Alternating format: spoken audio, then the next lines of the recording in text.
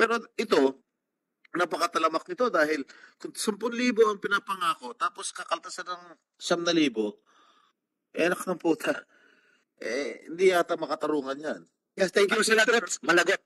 Managot ang dapat. Managot ang dapat managot at dapat po nakikiusap po sa DSWD sa legal ninyo at sa dolo. Tingnan nyo ito ng mabuti. Kasuhan nyo, bigyan nyo ng problema yung nanluloko. Kung binibigyan nila ng problema ang gobyerno, bigyan nyo sila ng problema. Kasuhan nyo. Make them busy. Send them to jail. Thank you, Senator Bongo. Mr. Chair. Maglala, lalabas at lalabas ang katotohanan dito. I myself, hindi yan po pwedeng hindi lalabas. Pero ito, napakatalamak nito dahil kung 10,000 ang pinapangako, tapos kakaltasan ng 9,000, anak ng puta, hindi yata makatarungan yan. This has to be investigated. Not only in the province of Davao del Norte, but nationwide. Matanong ko as Director, during the budget hearing of DSWD, nailabas na yata itong mga concerns nito. What have you done? We seriously and yung yung suggestion po ni Senator Bato that there will be PNP personnel who will be invited. We implemented that po for them to observe any anomaly. Every payout ng AIX. Kasi marami hindi na nga chismis nagiging realidad na na paglabas ng isang beneficiary, halimbawa sa gym, meron na nakabang kung sinong Poncio Pilato, o bata ni Mayor, bata ni Kapitan, bata ni Vice Mayor, o bata ng Governor, na, akin yung 2,000, akin yung 1,000. Meron ganun Dapat, siguro, every time na magkakaroon ng payout ang AIX ng DSWD, dapat siguro meron pulis na naka-assign doon. Na matinong pulis na hindi siguro kasabuan. Kasi hindi natin masabi, wala namang perfecto rito. Minsan din meron mga pulis na, hati rin tayo dyan. Walang ganun. Dapat meron talaga kayong pinagkakatiwala na tao at ginaguide nyo yung mga recipients palabas hanggang bahay para wala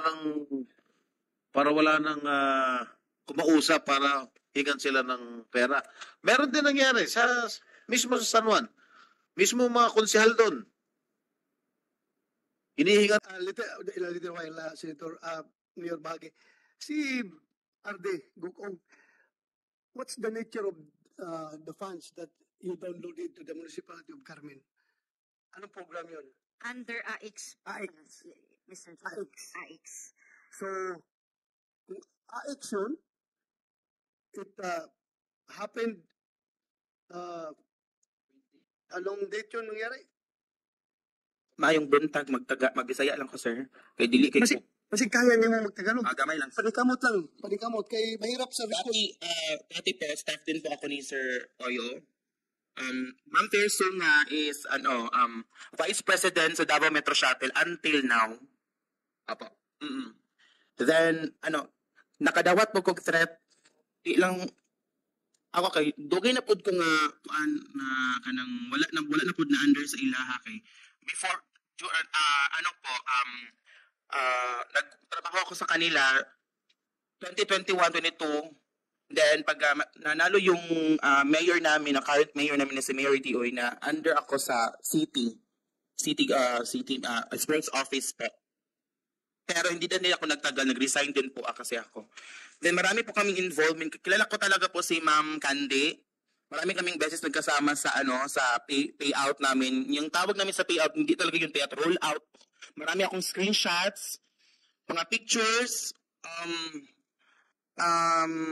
convo na ba't hindi nila alam na ibalik kasi may nagreklamo po na yung nag-payout kami sa La Filipina, may nagreklamo po na staff din po yun ng lawyer, friend po yun ng kasamahan namin. Then may mga convo po na hindi ba niya alam na ibabalik yung 1K, ibabalik yung 4K, tas 1K lang sa kanya. May mga screenshots po ako, nandun po lahat yung nandun sa affidavit ko po. And then po hindi lang po sa roll out kami nagkasama, and nagkasama din po kami sa GIP. Yung ano po, yung sa pagkakalam ko po, narinig ko po na nagbigay ka daw po ng ng slots po sa GIP. May mga ano po ako, may mga screenshots din po ako sa GIP. Then yung November 13 po orientation, pagkatapos po ng orientation po ng November 13, 2021 po. Wait lang po. November 13 po, 2021 orientation, and then marami pong beneficiary, I think more than 500 or 200 beneficiaries. Sa pagkakaalam ko po, 200 po lahat, 200 lahat po yon. And then, pagkatapos po ng orientation po, may yung naganap na orientation po, November 13, may screenshots din po. May mga pictures din po na may mga pictures din po na nandun si Ma'am Fair. Yung naganap po na orientation sa lugar po ng sa Tagum City, headquarters po namin sa Kakatcho.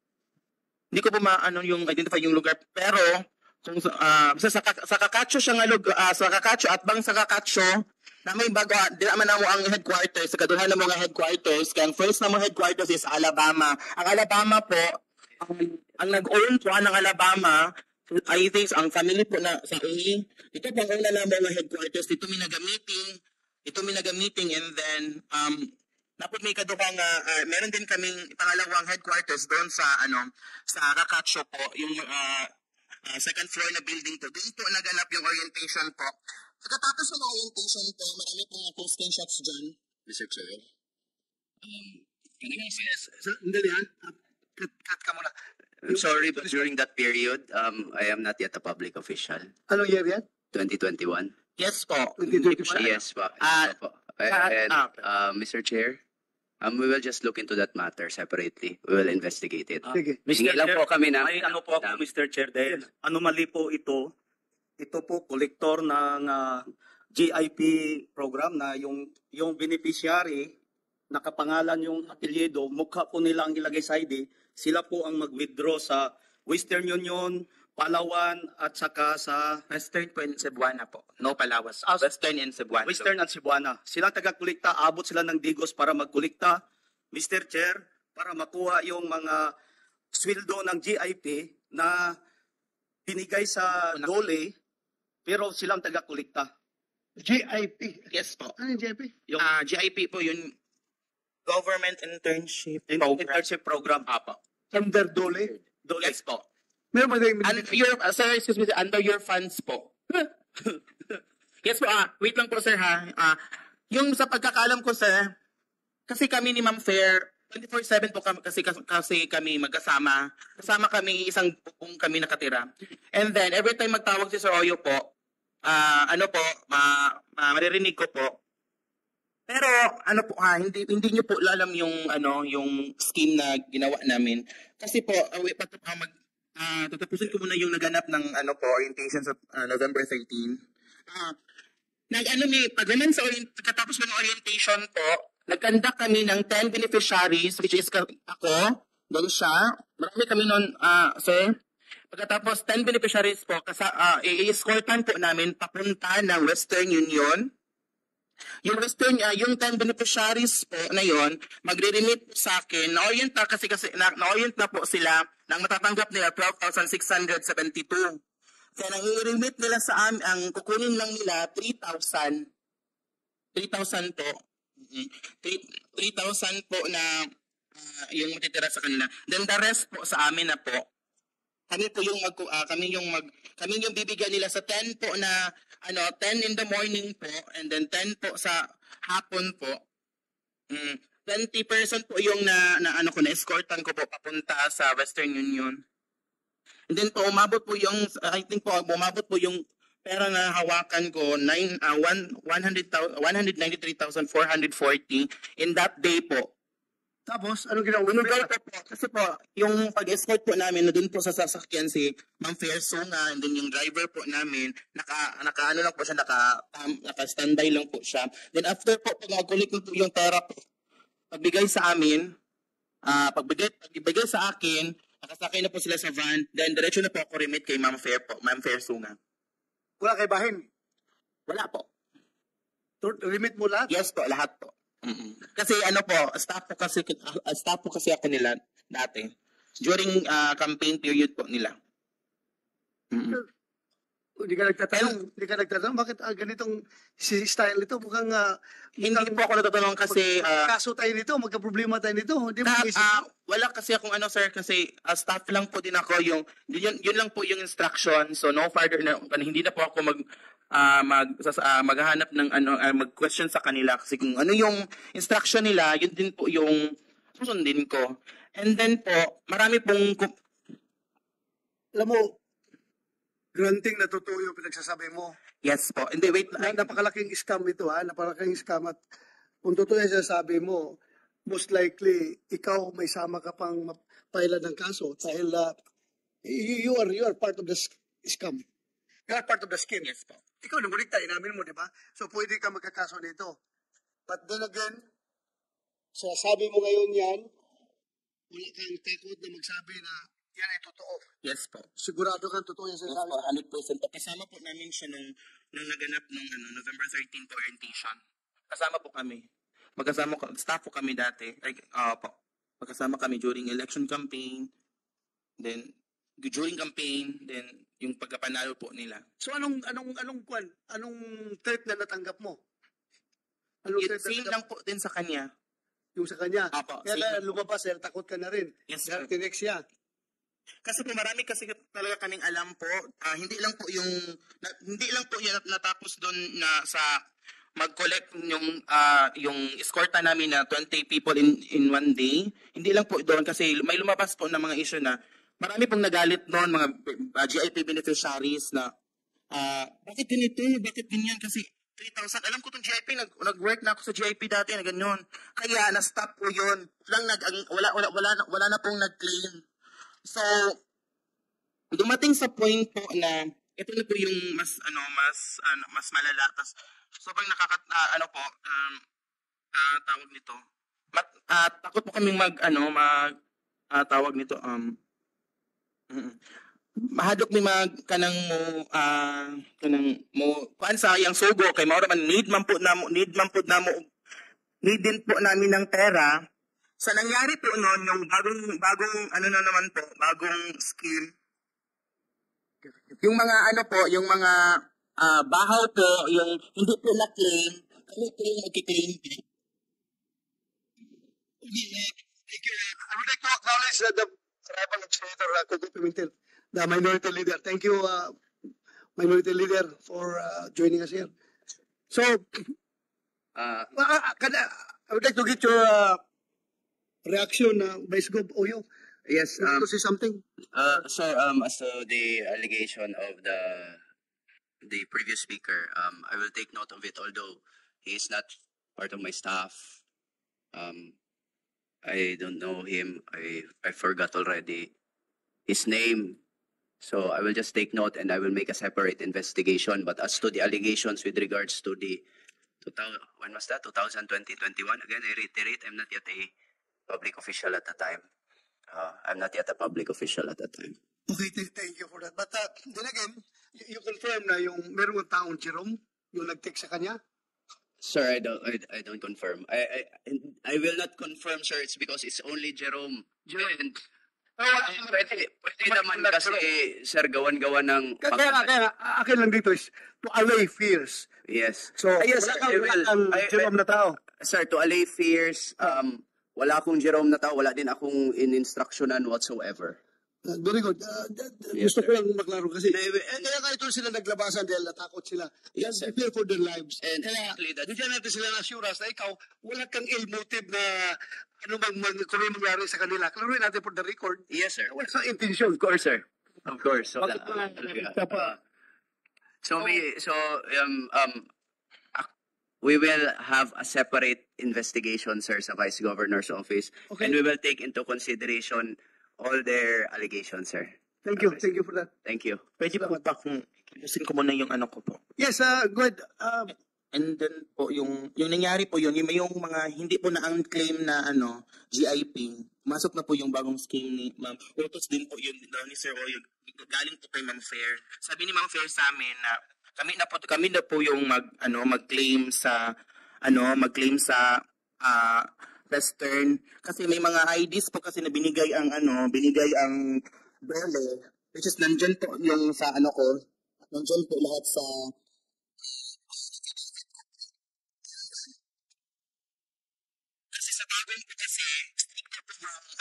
stricto po yung Western, hindi po sila tatanggap ng Dole ID lang, so dapat may kasamang valid ID, government ID. So yung ginawa po namin, pumunta po kami ng Davao de Ora, Nabunturan, marami pong Davao, para doon po para ma-claim lang po yung may mga ID din po may mga ID ako na yung isang mukha ko pero iba-ibang pangalan po. Marami po, nandito po lahat yung po. Then, para ma-claim lang po yun. Bigyan mo sa akin yung picture mo. Nandun po sa affidavit ko. Saan yung pinabit mo? Sige, present. Akin yung mga ID mo. So, wala kang takot na i-incriminate yung sarili mo, ha? Talagang, Mr. Chair. akin na yung Mr. Chair. May sakit po ako, sir. Kaya nga, wala na po akong choice, sir. Kasi anytime po, hindi, dili magud gamay among involvement, ani. Dako manggod siya. So, malaki kasi yung involvement namin dito, sir. So, may mga, talaga, may mga posibilidad talaga na pwede kaming kahit hindi po kami sumali, kahit hindi po kami mag-witness po, may tendency po talaga na lalapas to na issue na po ito. So, this committee is in position, for the record, in position of this multiple IDs containing the picture of Mr. Ano pangalan mo? Charlie po. Charlie. Ano po, alias ko po, or totoong pangalan? Ayun, totoo pangalan. Nandito na tayo. Charlie Stember po. Charlie Stember. Stanber. Charlie Stember. Stanber. Yes, Stember po. Estember. Stember. Stember na picture niya but different names. Merong Romilo Sanggalang, merong Israel Racasa Ledesma, merong Criselito Formentera, merong Rick Vincent Remitar Alcuntin, merong Nicky Haiko Pinlac, merong Crisolito Sunsas Formentera, merong Fernando Villones, merong Juanario Perez Hangad, merong Prince J. Labnao, merong Noe Cabero Enerio. Kilala mo itong mga tao na ito? Hindi po. Saan mo ito nagamit? Nag-claim po kami sa Western po. Saan? Anong programa ng GIP po? Ano yung GIP? Government. Loli po yun. Hindi DSWD yun. Magkano na-claim mo? Hindi ko po may estimated po ako dito. Yung every transaction po, wait lang po, sir. Kaya po nagawa namin yan, sir, kasi may transaction po si Ma'am Fair sa amin na per ID 1,000. Kasi kami naman po, need po namin ng hindi naman po kalakihan yung sweldo namin. 1,000? Yes po, per ID. Per ID. Per ID. Naka-claim ka lang. Yes po, pag na-claim po namin. Claim mo, may 1,000 ka. Apo. Sometimes po, kasi may mga tendency po na sobrang strict po ng Western. Then, yung name po na yun, nag-claim na pala doon, then same name, same age. So, pag nangyari po ganun, Ito yung trabaho na pansamantalang trabaho? yes po. So, ikaw nag-claim nito lahat? Yes po. Actually, kasama siya po. Lahat po kami ng staff niya. Pero ako lang po yung Sino nagturo sa'yo ng scheme na ito? si Ma'am Ferso nga po. Sino yun? Saan siya ngayon? Staff po siya ni Sir Carlo po. Instructed daw po siya ni Sir Di Carlo. Sabi ni Sir Di Carlo sa kanya. Then, Ipatawag rin natin yung Yes, dito. Yes, Commissioner, take note. Next hearing, you invite Dole National Office and Dole Region 11 at saka yung provincial officer nila ng Dole ng Davao del Norte. kasama na yung Pierre Sunga. Imbitahan mo. Mr. Chair, Yes, right. Vice Go. just comment, is that the same payout that happened 2020-21? Saan mo ito nagawa? Saan ito? Saan mo ito nagamit? 2021? Because I was not yet a public official at that time, Mr. Chair. Nila. Yes. During campaign mo po, sabi po ni Ma'am Fair, You address it to me. You Yes, don't po. address it. during campaign period niya, During campaign period niya. 2021. Yes po. So, kandidato pa siya, hindi pa siya. Hindi pa yun nananalo po. Hindi pa nananalo. Kandidato pa po siya. Okay, Mr. Chair, I categorically deny all the allegations being said. I am not yet a public official at that time, and how can I have access to all those funds? Paano siya nakapag-access nga nung funds na yun na hindi pa man siya elected?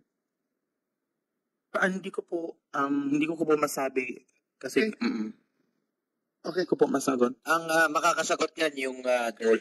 Yan. DOLE. Yung in charge ng program. Halimbawa, dito sa AIX, ang in charge, itong crisis intervention. So, dapat sagutin ng Correct. DOLE yan. At bakit nila inalaw? Kaya nga, dinadaan sa Western Union Yes, para po. ma-claim talaga mismo ng beneficiary, di ba? Pero with this scheme, ito, kalokohan to, mahirap tong kung nangyayari yan dyan sa Davao del Norte. Siguro nangyayari rin yan sa ibang Yung taon na po yan, hindi pa po siya nananalo, pero vice governor po yung father niya po. Sa current mayor po namin sa Tagum City, si Mayor Ricky Oy po. Vice Governor. Anyway, importante rito, masagot ng DOLE kung bakit nila hinayaan na makaklaim ng multiple, iba-ibang pangalan, kasi isang Hindi naman kasi Western Union ang karap na, hindi na dole. Kaya nga. Western Union na kiniklaim yan. So, as far as Western Union is concerned, may ID, may mukha, may pangalan, i-release talaga nila yan. Kaya nga po, dinadaan sa Western Union para makarating talaga dun sa beneficiary. Pero with this kalukuhan na scheme na ito, mahirap to. Posibleng nangyayari yan sa ibang lugar. Kaya nga po, pansamantalang trabaho na programa ng DOLE para bigyan ng trabaho yung mga nawalan ng trabaho. Pero huwag gamitin sa kalukuhan, no? Kalukuhan to. Sayang ang pera ng gobyerno dito. Huwag mo na itong kunin, ha? We will make this as exhibit A of this committee in this particular investigation. Ha? Amin na ito. Hawakan naman ito. Kumsek, Sir, pero sigurado ka ha, hindi mo ito minamanufacture Hindi para po. siraan si Vice Governor, ha? Hindi po. Wala, ha? 100% po. Chairman, sir. Mr. Chair, Yes, Mr. Chair, may I ask for a copy also of the affidavits by the two yes. witnesses so that we could also answer properly the Yes. allegations? Kumsek, please give Vice Governor Oyoy copy of the affidavit. Kumsek, Mr. Chair, yes, Mr. Chair, if I may lang po, no, gusto ko lang, sorry, General, Senator Coco. Sa pagdidinig na ito, hindi lang ako bumababa talaga ako, nakikita ko yung mga mahirap nating kababayan, naglilinya, umaga hanggang hapon, makuha lang yung 3,000 nila, pagsunog, 5,000, yung iba 2,000. In fact, nag-contribute lahat para matulungan yung mga kababayan natin. Pero, sa walang politika, wala tayong, in fairness kay Vice Governor Uy, hindi pa siya Vice Governor noong panahon na yon, bigyan natin siya ng chansang sagutin ito. At alam naman natin na umiinit yung politika sa Davao del Norte. Pero ang importante rito, dapat ma-discover natin dahil hindi lang po sa Davao del Norte maaring mangyari ito. Baka sa ibang lugar, totoo nga merong nagkakaltas. Dapat maimbestigahan, walang masayang ni piso na pera po ng gobyerno. Kanina, tinignan natin itong pagkakaltas ng, sa beneficiaryo ng 9,000, sinasabi, allegedly 9,000. Ito, panibagong discovery na naman ito, Mr. Chair, Senator Coco, na maring hindi natin napapansin. Ito, programa po ito ng DOLE, yung samantalang trabaho. Inumpisahan po ito noon ni dating Pangulong Duterte, tupad ang tawag nito, samantalang trabaho sa mga nawalan ng trabaho. Pero ito na didiscover natin na through Western Union, tapos multiple IDs ang ginagamit, makiklaim nila yan. What a waste of public funds. Panluloko po ito. Dapat matigil ito. Tigil ito. Yes, thank you, Senator. Malagot. Managot ang dapat. Malagot. At dapat po nakikiusap ako sa DSWD sa legal ninyo at sa dole. Tingnan nyo ito ng mabuti. Kasuhan nyo, bigyan nyo ng problema yung nanluloko. Kung binibigyan nila ng problema ang gobyerno, bigyan nyo sila ng problema. Kasuhan nyo. Make them busy. Send them to jail. Thank you, Senator Bongo. Honorable Counsel, na i-request natin yung DSWD and duly to submit all the list of the beneficiaries from the year 2021 up to present para makita natin, Mr. Chair, at magsilabasan itong katotohanan. Because I bring all these witnesses to present this Senate inquiry, hindi po purpose na pamulitika o sirain ko si Vice Gov o sino dyan na involved. Ang purpose ko po, Mr. Chair, na itong funds na ninanakaw, itong funds na napunta sa bulsa ng ilan, ay funds po ito ng national government under the office of DSWD and DULI. Part po tayo lahat dito, Mr. Chair, kahit yung buntis, yung bata na nasa sapunan, sinapupunan, ay part po dito kasi ang taxes po ito lahat. Tapos, pwede pa lang sabihin, Bata na sa loob ng tiyan, may utang na yun. Kasama na yun sa magbabayad. Nung AX na distribute ngayon. Yes, kaya magbabayad yun in the future pag labas noon. yes, kaya po, Mr. Chair, dinala ko po ito dito para yung pera sa gobyerno ay mapunta po sa tama. Dahil maganda naman yung programa, very noble yung programa natin. Pero kung ang argabyado ay ang mga mahirap natin na kababayan, tulad sa nangyari sa Davao del Norte, na ginamit ang kanilang pangalan, apelyido, mukha, signature, para maliquidate yung pera sa DSWD, sa DOLE, then mapunta lang sa ilan. Parang malaking sindikato po ito, Mr. Chair, at huwag po nating payagan dahil tayo po ay isang public servant at interest po natin ang pera sa kaban ng bayan.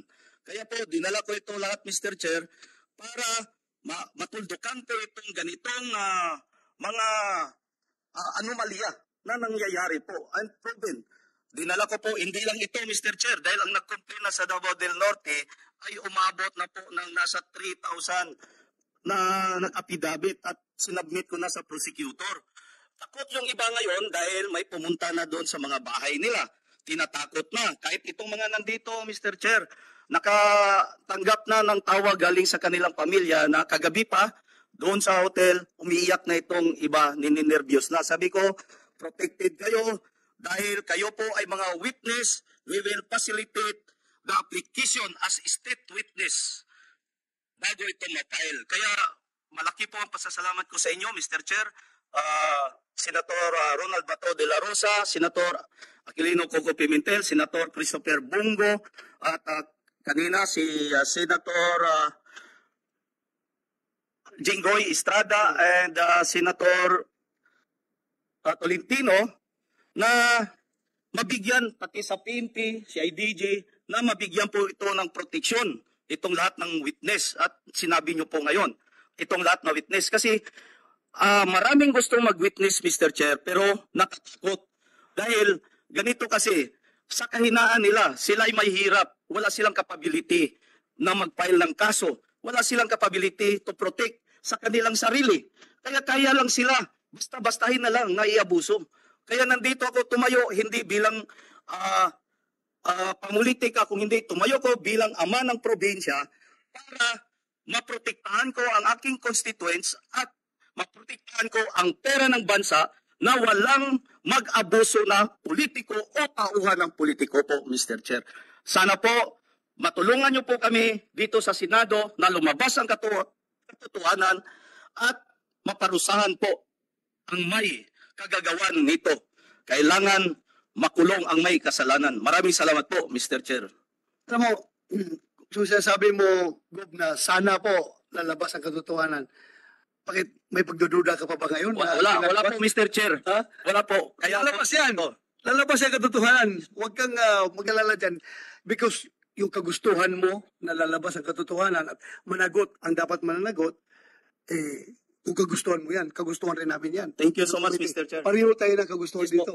Ha? So huwag kayong mag-alala. Lalabas at lalabas yan Kaya- sa investigation. Kaya dinala ko po dito, Mr. Chair, dahil malaki po ang tiwala ko sa Senate.